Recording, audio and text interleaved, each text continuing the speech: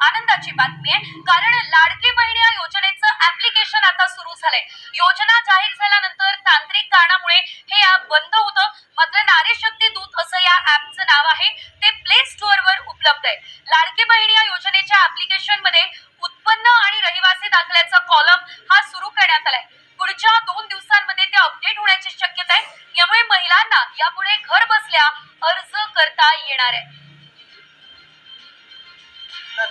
या योजनेचा लाभ घेण्यासाठी कुठेही जाण्याची गरज नाही, कारण अगदी घर बसल्या तुम्हाला या योजनेचा लाभ घेता येणार आहे। तुमचा फॉर्म देखील भरता येणार आहे। त्यासाठी तुम्हाला फक्त करायचं इतकंच आहे, राज्य सरकारचं हे नारी शक्ती दूत नावाचं ऍप आहे। हे ऍप तुम्ही तुमच्या मोबाईलमध्ये इन्स्टॉल केलं की त्यानंतर ही एक अशी विंडो या ठिकाणी उघडते। आता ही पुढची विंडो आपल्याला ओपन झालेली आहे। नारी शक्ती दूत नावाचं हे ऍप आहे, मुख्यमंत्री महिला सशक्तीकरण अभियान। आणि याच्यामध्ये आपण जर खाली आलो तर या ठिकाणी मुख्यमंत्री लाडकी बहीण योजना नावाचा हा ऑप्शन या ठिकाणी आपल्याला देण्यात आलेला आहे।